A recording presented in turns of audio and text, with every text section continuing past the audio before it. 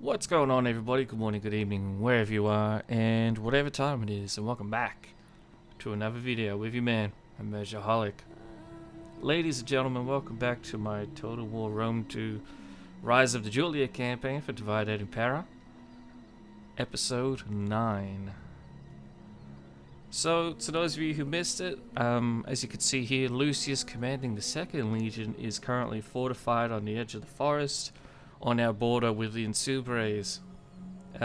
We've been basically fighting a bunch of invasions from them. We defeated the Ligurians and now out of the picture, at least for now, hopefully. But today we're going to kind of continue our brawl against the Gauls in the north here while we're trying to prepare our fight against Carthage.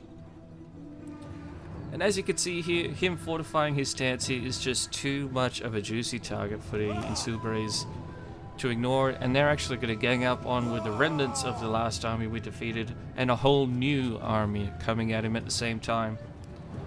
Lucius is dug in very well, he's in a decent position, but we do need to play this fort battle well to win it. We can't just depend on the walls. So I'll see you guys on the battlefield. And here we are on the battlefield. Now I've set up my troops so that I can have my axemen outside, and I've also set it up so my Principes can move out very quickly and support them. I don't want to do a massive grind fest here, although this is going to be a fairly grindy fight. I want to outflank the enemy and I want to get stuff done, essentially. I don't want to be sitting around hoping that my troops can outgrind theirs, because to be honest, I don't know if they could, at least in these circumstances. Now I get pretty lucky with this. The enemy does come at me from one general direction, so sadly enough, it means the AIs are going to do too great, and they're going to come at me from one main entrance. So since I know this, it's pretty much a straight given. I'm going to rotate all my troops immediately. I'm going to be sending my mercenaries to the main gate where I'm expecting them, and then as you can see, within moments the enemy cavalry is at the main gate where they're going to be hitting me. I do keep troops at the other gates just in case. I always recommend you do that because you never know. I do occasionally have the enemy armies outflanking me, but just the angle that they're approaching us from pretty much guarantees they're not going to outflank us. They have to get through our barricades and our traps, so the traps are going to do a little bit of damage. Unfortunately, I put most of my traps at a different gate, which kind of sucks. I do use my javelin here. I try to watch it and make sure that they don't waste the javelins on the walls. I do recommend you really try to keep a close eye on your skirmishes and whatnot during your own fort battles. And also an eye on the enemies, because as you can see here, my Hastati, who aren't even in the fight, are getting absolutely mowed down. I don't know what the enemy archers are using against us. They must be using steel arrows or something like that. But they are absolutely devastating. They just cut through my Hastati like nothing, and at the end of the battle you're going to see where a lot of the enemy casualties inflicted upon us are directed mainly at my Hastati, and it's because purely that, to be honest. Even when they get into melee fights they do very well against these Gauls, but for whatever reason their archers are absolutely devastating. The enemy is starting to commit their entire army now. I'm trying to use my javelin to just mow the enemy down. I'm not going to be trying to do a morale shock and awe effect like I have in the past, which you guys will see me and I'll explain to you how to execute that, at least how I do it anyway. I'm by no means a professional. At this point in the battle I'm going to be rotating most of my troops to prepare for a breach in the main gate just in case they do break through. FYI, I have my mercenaries at the very front as well.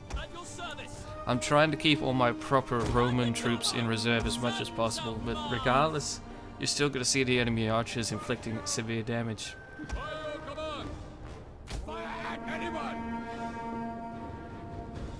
Here you can see my Principes and Axemen heading around the left and right flanks respectively. Lucius himself is leading the charge on the right, and he's going to be tasked with chasing down the enemy archers. The most annoying thing about the archers is that there's only 2 of them there. So despite their low numbers, they're still going to inflict severe casualties on my Hastati. You can see there on the left, I'm hovering over them all. They're down to like 120 men just from a few barrages of their arrows. It's insane.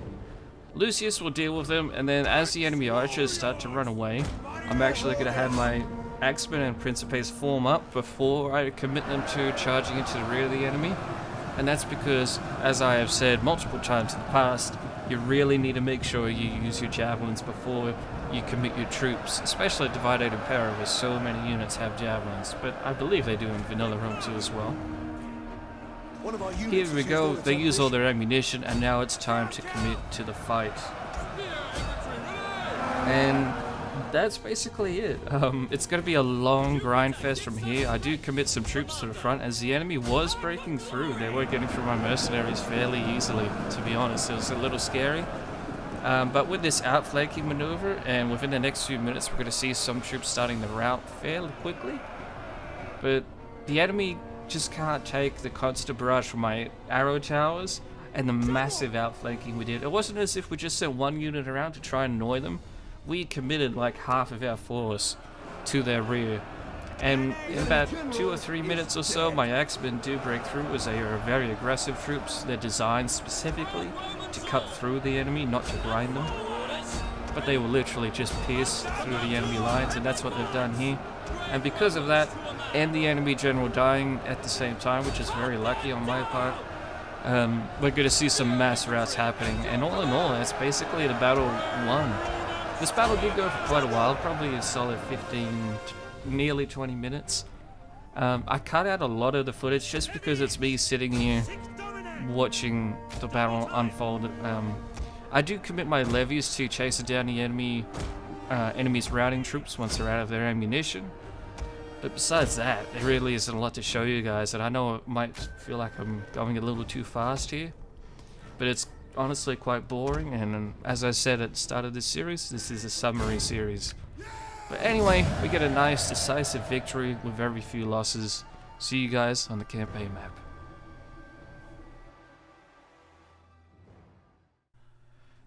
And there we have it. The enemy army is entirely obliterated, save for one little pesky unit. I hate that. That really triggered me.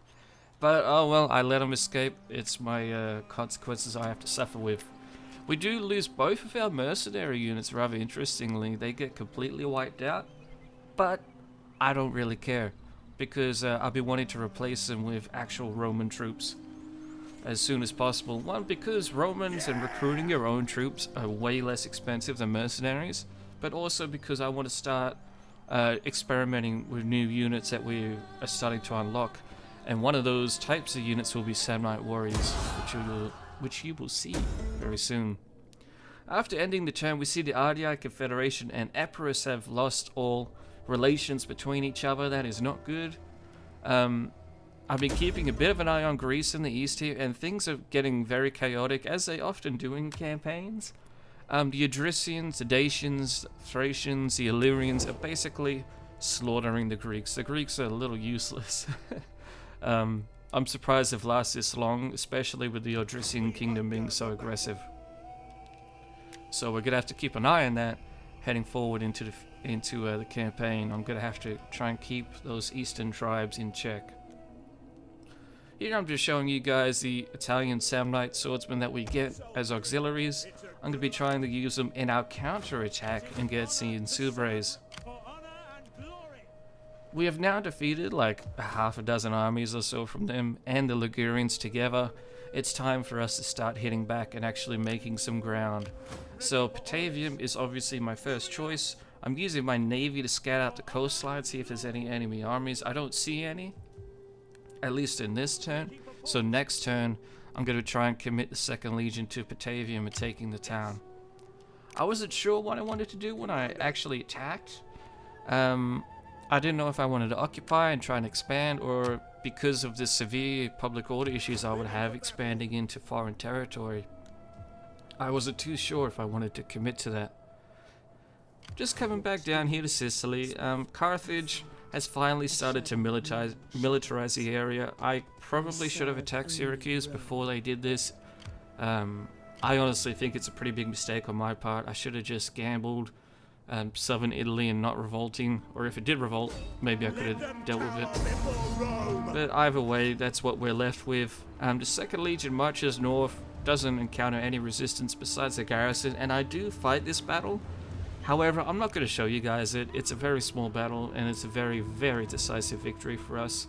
I will comment though and say, that the enemy army did very, very well against us. They camped in a very nice hill in the middle of the map really nicely, and it was awesome to see. So don't worry, I know we've seen some crappy AI decisions, but all in all it's going pretty well. One other mistake I make is in sacking the town, or potentially mistake, because as you can see, for whatever reason, the game doesn't let you sack and then liberate in the exact same turn. So I had to wait a turn, go back, and then liberate it after I sacked it, because I needed the money, so it's not really a mistake. I'm going to auto-resolve killing the garrison that has already begun to respawn, so that sucked. But then as you can see, right behind the 2nd Legion, an entire full stack Insubres army is coming at us again. These people, they're insane. They can produce troops so quickly, and that is the issue when you're fighting against Gauls. Especially Gauls that have a few cities under their belt. They're going to have up to 6, 7 plus armies on their own. And even when you do decimate their armies, they're going to recruit them very, very quickly. So I tried to be smart here, and I committed the 2nd Legion to staying near Patavium and trying to use the river to our advantage. I placed my army next to the bridge, and here you can see where it backfires, because my new allies I liberated are actually not reinforcing us, and that's because they're not at war with the Insubres, which is insanely annoying, and it's going to end up haunting us severely. This is not good. The enemy army is coming at us, sure, over water, but their numbers are so vast. The 2nd Legion is a little bit depleted. They're tired. We've done a lot of campaigning. Things are not looking good. This could be Lucius's last stand.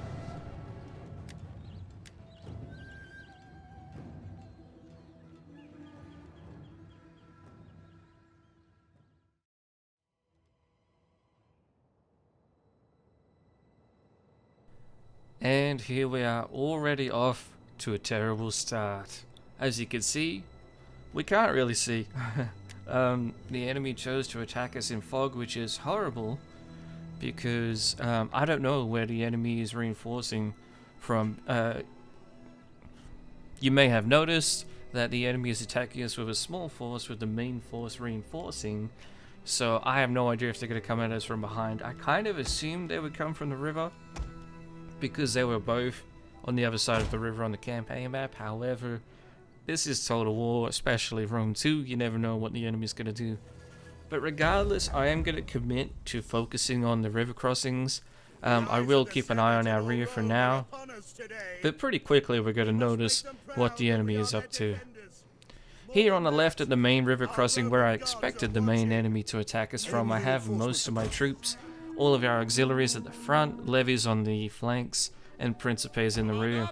At the bridge, I have all of my Hestati, and some levies to support them. Now, I was really hoping that the enemy would focus on fording the river rather than going across the bridge. That used to be what would happen all the time. I haven't done too many river battles for quite a while in Rome 2, and you're going to see where my lack of experience with this comes in, where the enemy is actually going to nail us on both sides. As our troops get close to the river, we're going to see the enemy's army revealed to us, and it's not looking good. It looks like the enemy is spread out rather excellently, to be honest. Now, they will rotate their troops around a lot, and this is going to be quite annoying because we're not going to know where they're going to be committing, at least for quite a while. So we're basically doing a little bit of a Mexican standoff. I'm waiting on the enemy to attack me because they were attacking me on the campaign map, and I'm just kind of hoping that they're going to end up committing. I do present my troops on the river bank to try and present a juicy target for them to attack, but it is going to be quite a few minutes of waiting. Until this begins happening, the enemy starts showering us with arrows. Maybe not showering us, they only have a couple units, but as we saw in the last battle, archers can be absolutely devastating, especially to my lower tier troops. So I'm going to have to move back my whole commitment to this ford of the river, or to this bank of the river I should say. And in doing so, I'm basically hoping that the enemy archers will come forward into my radius that all my units have with their javelins, as you can see there on the river. And then if they do, I'll just recommit my troops to the riverbank, and then we should, in theory, be able to shower them with javelins. We'll have to wait and see how that goes. But throughout this whole battle, this fog is going to play a massive factor.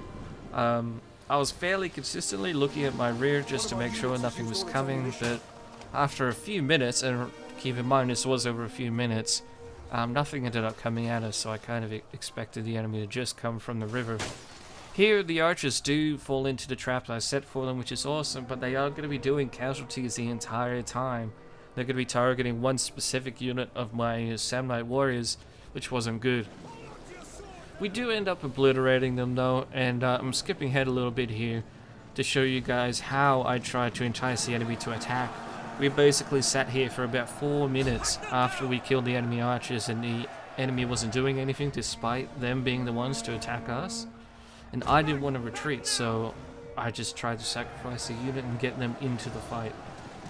I pulled back my Samurai warriors here because I didn't want the friendly fire to hit them, but as you can see here, it perfectly negates the friendly fire, and my javelins are hitting the cavalry just as they're advancing forward, trying to chase down my soldiers. It worked out very, very well there.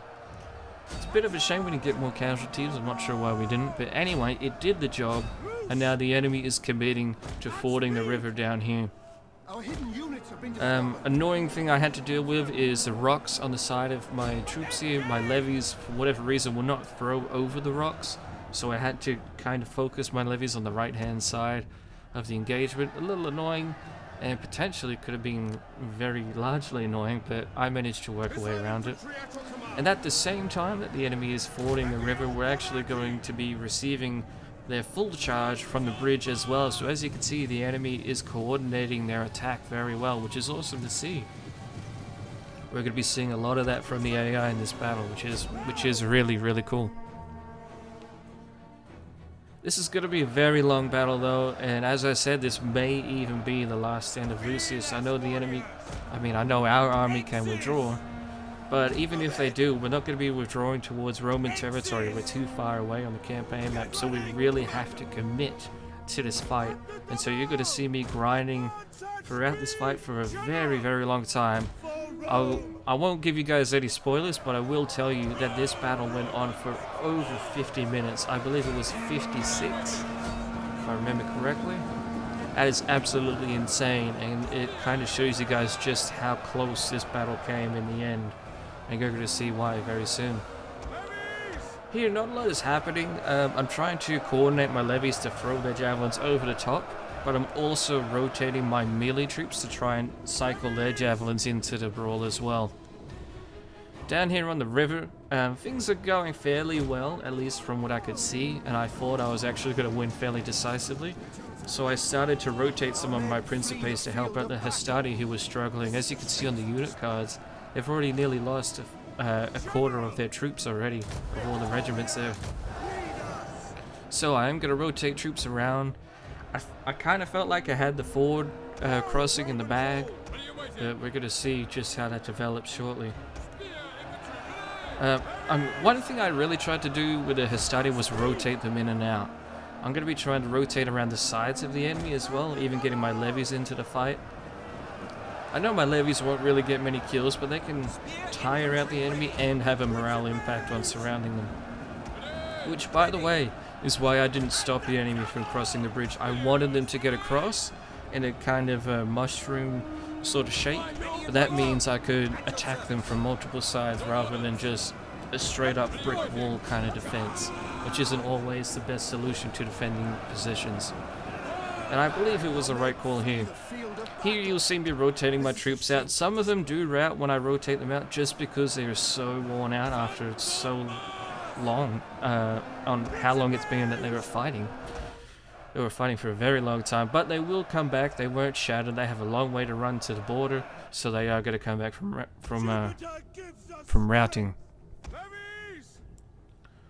Lucius is down here trying to encourage his troops, but it's around this time where I'm starting to realize just how desperate this fight is actually going to be. I do commit my Principe reserves just to try and reinforce the main line.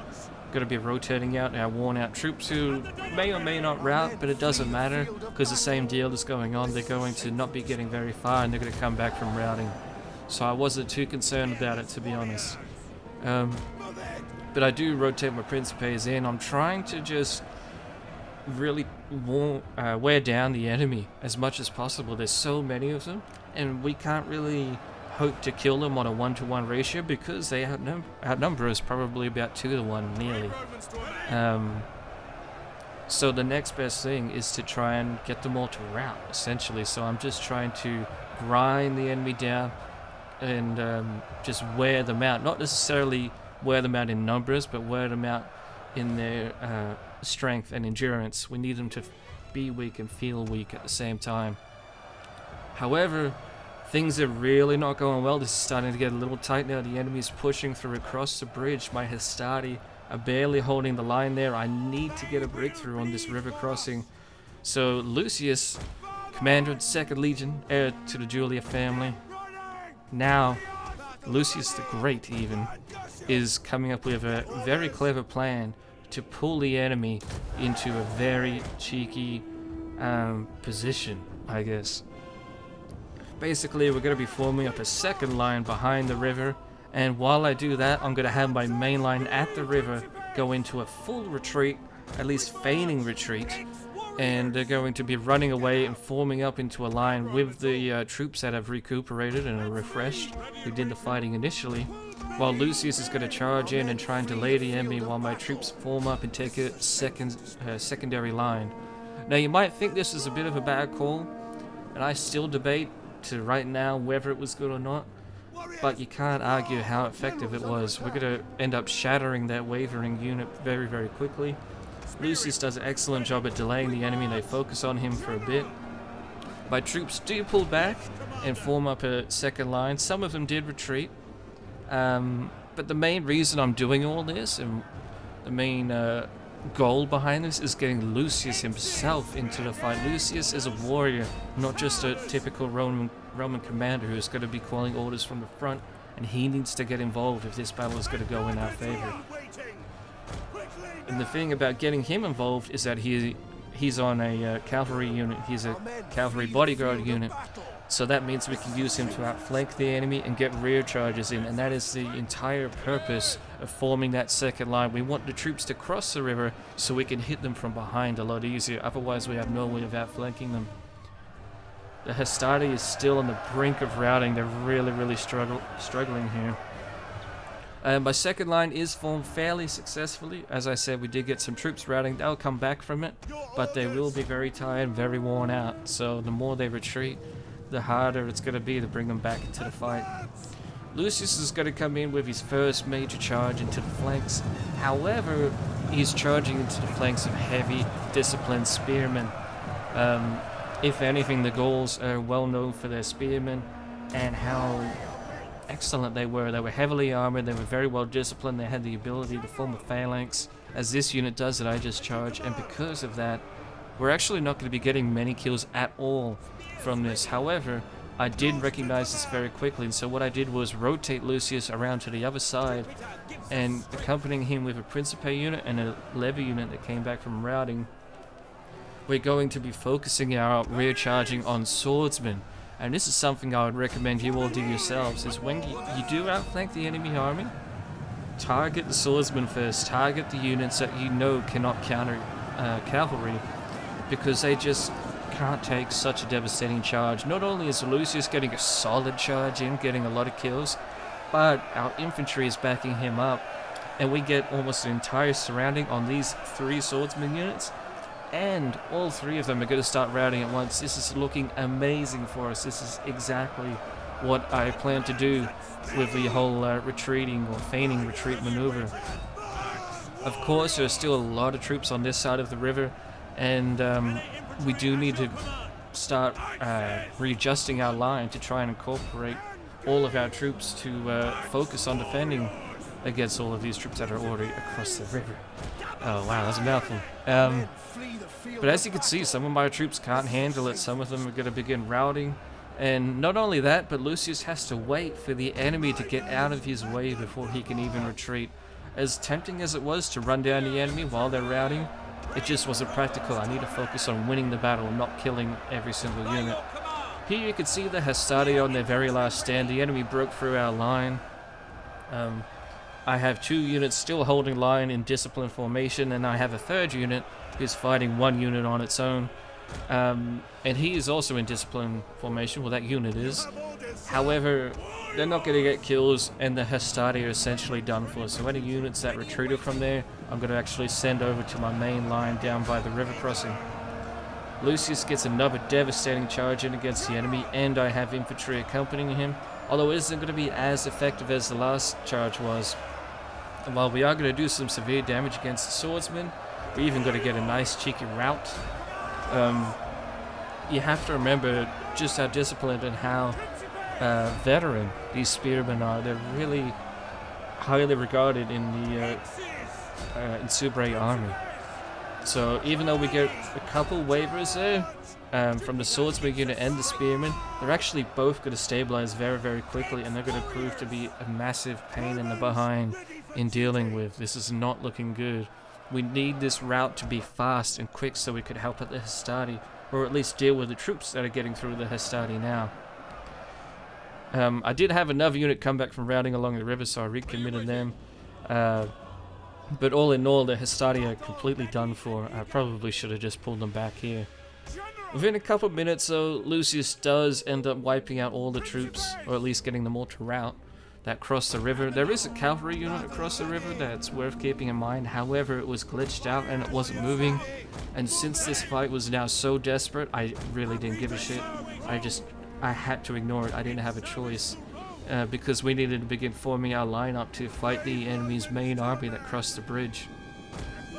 Now, I'm not going to be running all the way over to meet them. I want my troops to form a nice solid line and provide enough room for Lucius to maneuver around them to get rear charges in, but I also needed them to replenish themselves, as in I needed them to stop being tired.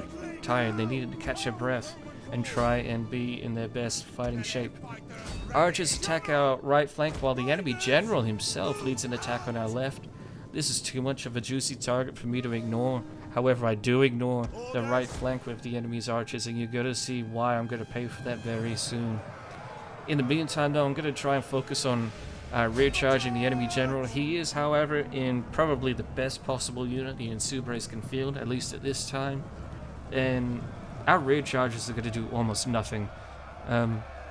After doing a couple of rear charges on him, I realized pretty quickly that it's not only pointless, it's dangerous. Not only does our general lose troops from attacking him, but the enemy's main force is now catching up, and Lucius just didn't have enough room to maneuver. And the enemy general ended up carving through our infantry and setting them to shatter and rout. I did try and get Lucius in on one last charge, but the enemy general was actually facing towards him. This was a really, really bad call on my part. I shouldn't have took that risk. I should have just pulled Lucius out immediately. But he did charge in, and because of that charge, in a way, the enemy general is still going to remain isolated. You can see I'm moving up my line to try and get around the enemy general. It's because I want his reinforcing troops to be more focused on my line rather than helping out their general, and that's actually going to work rather beautifully. We have a enemy unit of swordsmen and spearmen up ahead of the main line, but the main line's coming. As you can see, there's a lot of them. This really isn't looking good. Again, continuing the rear and flanking charges on swordsmen. I'm continuing it here, and you're going to see why it's just so effective. I really can't stress it enough.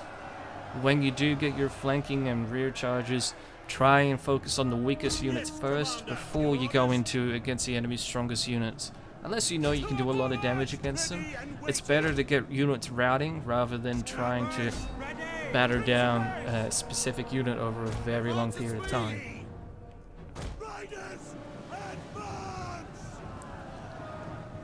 With all of that, though, Lucius is going to end up heading back to the left side.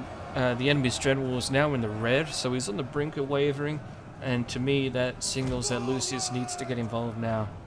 Of course, just as I move Lucius behind the enemy's general, he does turn back to the green. You can see just above his flag, so he's feeling pretty solid. But at this point, I see just how many troops the enemy is bringing into the fight, and I realize that this fight is almost entirely lost unless I can get a massive entire rout across the enemy army, and one almost guaranteed way of doing that is killing the enemy general. So I have Lucius enter the wedge formation and I begin rear charging. The wedge formation, I don't know if it works or not. It does boost your stats slightly. However, due to the crappy just battle mechanics of cavalry in Rome 2, I don't really think it does all that much. It might depend on how the enemy unit is placed or whatnot, but I did try and use it a bit more here, and I'll try and practice it and experiment with it more in future battles as well, just to get a bit more testing in. But either way, I did form wedge formation, which I don't recommend you do all the time, especially against enemy cavalry and whatnot. It's rather more of a contextual tool, in my opinion at least. The enemy general is presenting us with a solid line to charge into though, and that's one reason why I decided to use it. And here we get a devastating charge, almost knocking over the entire enemy unit. With both of my spearmen here attacking him at the same time, we've got to get a waver and then a juicy, sexy rout. Now, we don't just need him to rout, we need to kill the enemy general. Killing the enemy general is always so much more effective than just getting him to rout. Even routing, I don't even know if it does much to the enemy's army, to be honest. I've never seen an enemy unit rout just from their general unit routing. I've always had to kill the enemy general, so that would be something else to keep an eye on in the future. I do commit the infantry to the main line because I wanted Lucius to kill the enemy general, and he does right here. The enemy general goes down. I start recommitting my spearmen to the main line that we have going. Lucius is starting to outflank, and it looks like we're about to win the battle. After all of this grinding, all of our maneuvers, all of our risks, all of our lives lost, look like they're starting to not be in vain. However, look on the right hand side of the screen in the next couple seconds and you will see exactly why that is not true.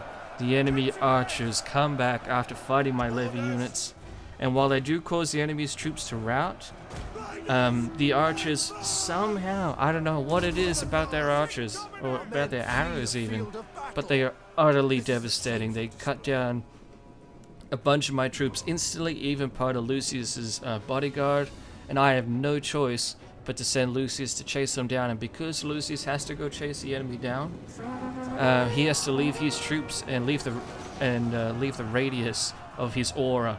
So basically they're on their own entirely, and they can't. After all of our losses, after all the troops we've lost to routing, to death, to dying, that's it. The enemy is just way too numerous for us. Although our troops are better in quality in a lot of ways, there was just far too many of them, and because there was so many of them, the enemy did not care, and Lucius the Great loses the battle and the Second Legion.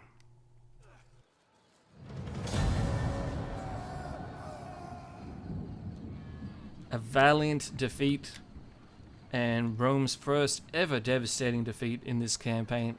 Utterly devastating. I really cannot stress that enough. Almost the entire Second Legion was either wiped out or is on the brink of being wiped out.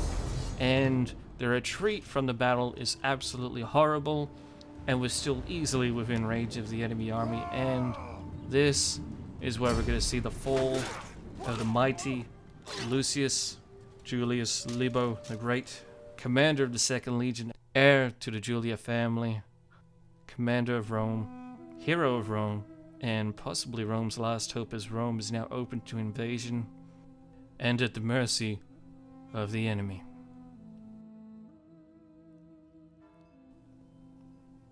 See you guys in the next one.